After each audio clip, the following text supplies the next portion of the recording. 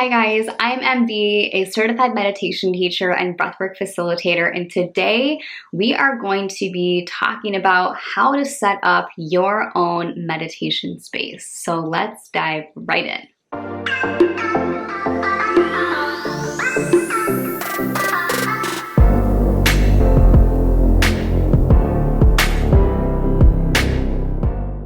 First things first, and this might be obvious, let's talk about location. So where it is that you are going to be setting up your meditation space. I want to remind you that you don't have to have a separate room in your house dedicated to your meditation space.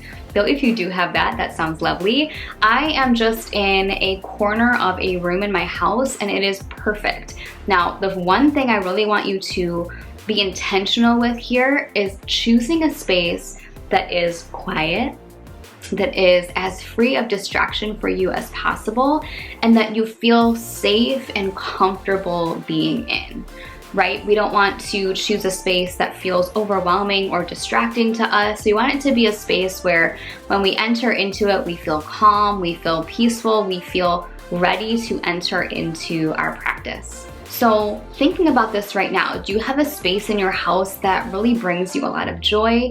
Or maybe it's even just a favorite room in the house that you can kind of set up a corner in, or even being in your favorite chair. The best thing about your meditation practice is that it gets to be wherever it is that you are. Now, I am someone who prefers to have my practice seated on the floor. I do have a couple of props behind me that I'll show you in just a second, but I want to give you whatever permission you need to set up your space wherever it's going to be the most comfortable for you, and a space that you really enjoy coming into so that your practice is something that you enjoy coming into. The second thing I want to talk to you about is dressing comfortably, being comfortable in your space. So when you're deciding to sit down for a meditation, whether it's 2 minutes or 20 minutes, try to be as comfortable as possible. So wearing comfortable clothing, maybe taking off your shoes, letting your hair down, just letting this be a space that's going to be really supportive and nurturing for you to be in. Number 3 is setting the tone of your space. Now, get this, one of my favorite things about having a meditation practice is knowing that every single meditation that I come into gets to be a different experience. So something that I really like to ask myself at the beginning of my session is, what is my intention for being in this space today? What's my intention for my practice? How do I want to feel? And then whatever that answer is, I bring in supportive props to help facilitate that intention for myself. So maybe I want to feel really relaxed, knowing that maybe lavender essential oil could be a really good supportive option for me to bring into the space. Or maybe I want to feel refreshed and energized, so I bring some Palo Santo and I allow that to be part of my experience. Setting the tone for your space is so important because it's a beautiful reminder that, one, your space and your session gets to be customized to you, and 2, you get to create a space that's going to be really supportive and nurturing and just delicious for you to be in. So don't skip this step. Really set the intention for yourself and have it be a space that you enjoy coming into. Now, the one caveat I have here are candles. Listen, I am a candle girl through and through. I love lighting candles when I am at work at my desk or when I'm cooking in my kitchen. But when it comes to our meditation practice, safety is number 1 here. So I would strongly recommend that if you enjoy kind of the essence of having a candle, maybe grabbing yourself a salt lamp here, kind of the same vibe going on, or even really using essential oils or a diffuser just to kind of help bring in that essence that having a candle can do for us, but in a really safe way. The last thing we want to do is come into a meditation practice and close our eyes and have an open flame. So just wanted to throw that one out there. To kind of piggyback off of setting the tone is bringing supportive tools. So like I mentioned before, I'm someone who really enjoys having a meditation practice sitting on the ground. It just feels really no pun intended, but grounding for me. It feels very nurturing, very supportive. So for me, what I like to do is I have a meditation kit from a company called Space Btwn, and they make these really cool meditation or mindfulness kits. Now in the kit, you get a few things. One, get a full-size yoga mat. See, it says Space Btwn. A full-size yoga mat that is thin, but very cushy and very supportive. So I take my mat, I fold it in half, and then on top of that, you get an inflatable meditation cushion. Now this is so cool, you guys, because it has this compartment in the back that you unzip. You can deflate the cushion and it folds up really tiny.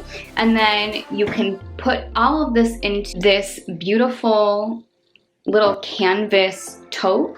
Everything that I just showed you wraps up, folds up into this tote, and it makes it so easy to take these tools with you on the go. So Space Btwn designed these meditation or mindfulness kits so that you can bring your practice anywhere. This is so great for travel.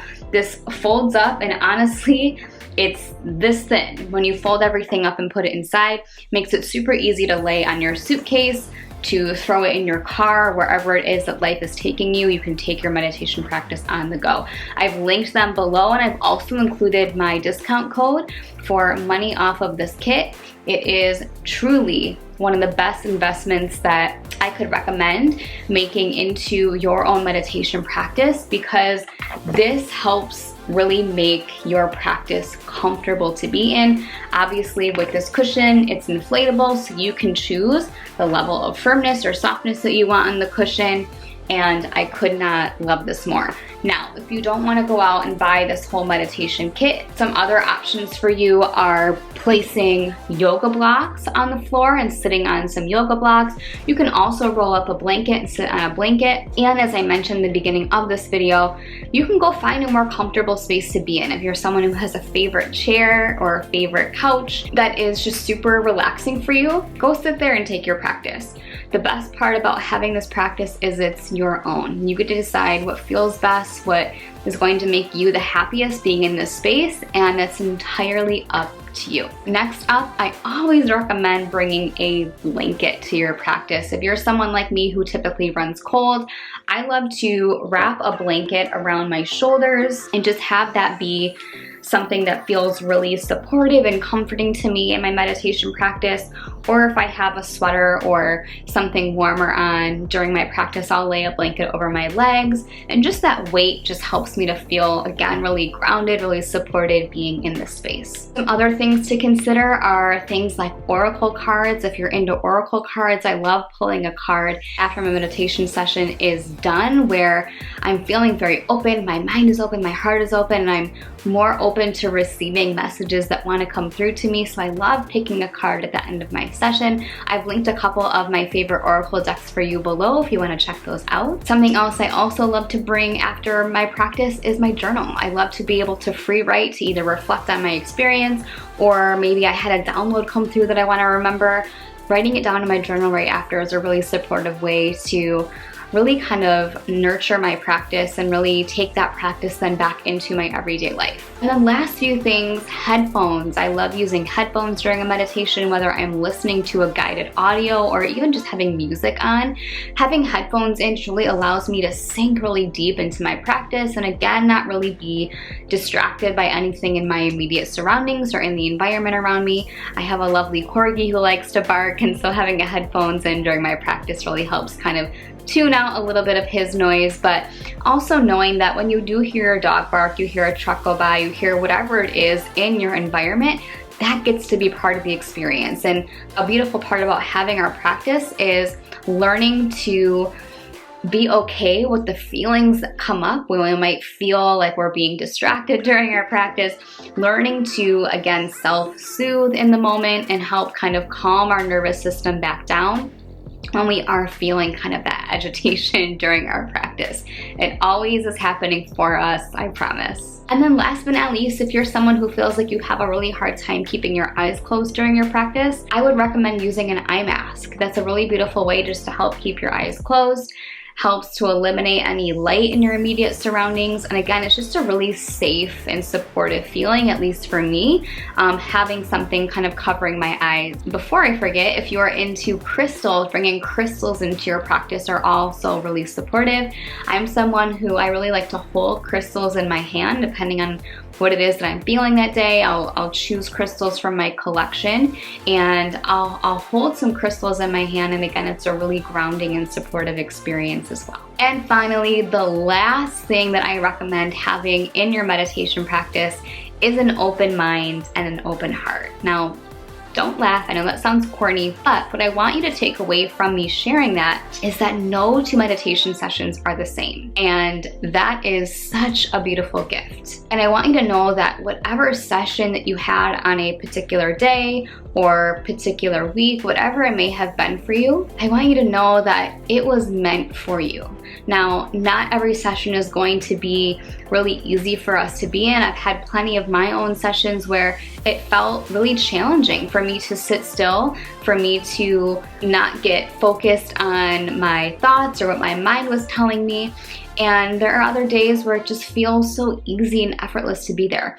Both practices are equally as important, and they make us better people for being able to be present with all that wants to come up and come through on either side of the fence. So let that be your reminder that staying dedicated to yourself, to your own practice, and to your own unique life experience is really where the benefit of having a meditation practice comes in. Thank you so much for joining me in today's video. I hope this video was helpful for you. Don't forget to like this video and subscribe to my channel and turn on the notification bell so you don't miss any videos that I'm sharing. Thank you so much for being here. I will see you again soon. Bye for now.